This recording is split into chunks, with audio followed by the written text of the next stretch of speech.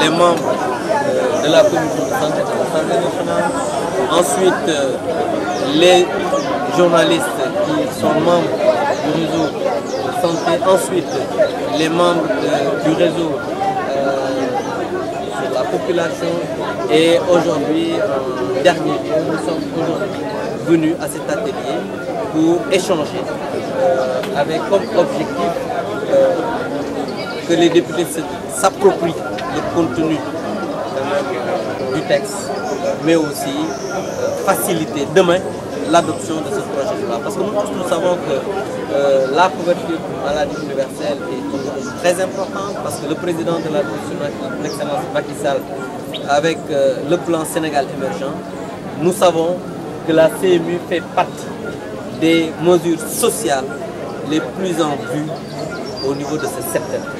C'est pourquoi l'Alliance a compris, pour accompagner davantage le président de la République, son excellence Macky Sall, il faut légiférer sur la question.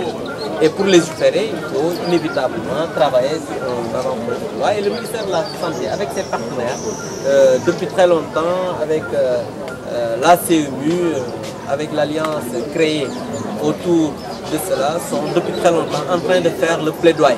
Et le plaidoyer ne saurait être quand même plus important que de le faire avec, au sein des parlementaires, parce que demain, s'il y a un projet de loi qu'on dépose à l'Assemblée nationale, ce sont ces parlementaires qui vont non seulement voter la loi, mais qui vont discuter avec le représentant du gouvernement pour voir exactement si le contenu de la loi quand même est aujourd'hui conforme aux exigences de cette CMU. Est-ce que le contenu de la loi aussi est conforme aux exigences des populations? Et je pense que pour ça, il faudrait que ce plaidoyer puisse être exhaustif.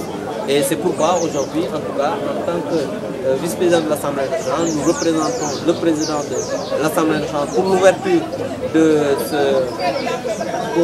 cet atelier, mais aussi remercier quand même les partenaires de l'Assemblée nationale à cet effet, c'est-à-dire l'alliance qui s'est créée autour de la CMU, mais surtout le directeur général. Ce qu'il faut considérer, c'est que l'alliance, c'est un ensemble de 15 organisations de la société civile, des ONG, des partenaires techniques et financiers. Et toutes ces organisations travaillent avec le gouvernement sénégal dans le secteur de la santé, dans le secteur de la protection de l'enfant, mais également, de façon très spécifique, accompagnent la mise en œuvre de la politique de couverture maladie universelle. Nous nous sommes retrouvés et nous avons senti qu'il y avait un besoin de créer un espace d'échange entre les différentes entités. Quand je dis les différentes entités, c'est que l'État a mis en œuvre cette politique-là. Le ministère de la Santé fait un travail technique. Les autres ministères ont été impliqués également dans ce projet de loi. Et ce projet de loi va arriver au Parlement. Le besoin de créer cet espace, c'est d'anticiper et d'aller dans une démarche de co-construction. Au lieu d'attendre que le projet arrive au Parlement, que l'on puisse anticiper et que les parlementaires puissent rentrer dans le débat de cette discussion-là, bien s'approprier des textes et préparer également des éléments qui peuvent améliorer ce texte-là. Donc c'est plus un processus de collaboration, parce que nous sommes conscients aujourd'hui que l'administration à lui seul ne peut pas faire les lois. Les parlementaires à eux seuls ne peuvent pas faire les lois. Il faut qu'il y ait une rencontre entre ces deux institutions pour qu'on co-construise ces initiatives-là, qu'on co-construise ces lois-là et que ce soit une responsabilité partagée entre un gouvernement et les parlementaires qui représentent le peuple aussi. Donc voilà pourquoi l'Alliance, avec dans sa première phase de mise en œuvre de son plan d'action, s'est focalisée sur créer cet espace d'échange-là. Et nous nous félicitons également de l'engagement du Parlement parce que nous avons eu une rencontre avec la Commission Santé qui a été très enrichissante. Et nous voulons remercier aussi la présidente de la Commission Santé qui avait témoigné un engagement très fort à ce niveau-là. Nous avons eu une rencontre avec le réseau des parlementaires en population et développement. Et la coordinatrice de ce réseau-là également a mobilisé tous les parlementaires qui proviennent de différentes entités du secteur politique pour échanger sur cette activité-là. Aujourd'hui, nous nous retrouvons avec plus de 88 députés Et c'est quelque chose qu'il faut louer. Avoir 98 députés mobilisés pendant la période des vacances, c'est des sacrifices parce qu'ils laissent leur famille, le peu de temps qu'ils passent avec leur famille, pour venir discuter de cette question qui est très critique.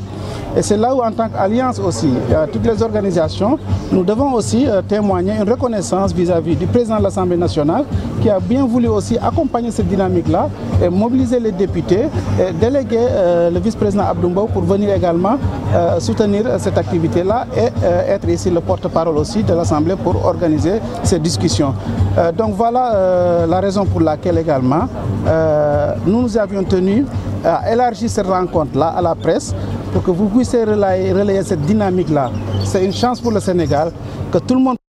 Son Excellence le Président de la République a, dans le cadre du PSE, le pilier numéro 2, mis en avant le capital humain. Et le capital humain, c'est avant tout la protection sociale. Et de cette protection sociale, on peut dire qu'au-delà des aspects sociaux, il n'y a pas de développement sans santé. Si nous n'achevons pas la couverture maladie universelle, on ne peut pas aspirer au développement. C'est la raison pour laquelle il a mis en place cette agence qui, aujourd'hui, travaille à ramener l'équité au sein de la population sénégalaise. C'est-à-dire que le monde rural et les personnes vulnérables qui ne bénéficiaient pas de couverture sanitaire universelle puissent être prises en compte. À ce niveau, on a mis en place un régime d'assistance et un régime d'assurance. Mais ceci est un dispositif, c'est un projet, c'est un programme qui nécessite une institutionnalisation. Parce que c'est cette institutionnalisation qui permet de garantir la pérennité du système. Et d'ailleurs, ce que nous sommes en train de faire aujourd'hui, je voudrais juste le rappeler, n'est que la prise en compte d'une préoccupation des députés de la 12e législature. Déjà à ce niveau, il disait qu'il fallait pérenniser la couverture maladie universelle par la mise en place d'une loi. Il se trouve aujourd'hui que nous sommes au niveau de la 13e législature et cette 13e législature a l'opportunité de prendre en compte tout ce qui va être mis en place.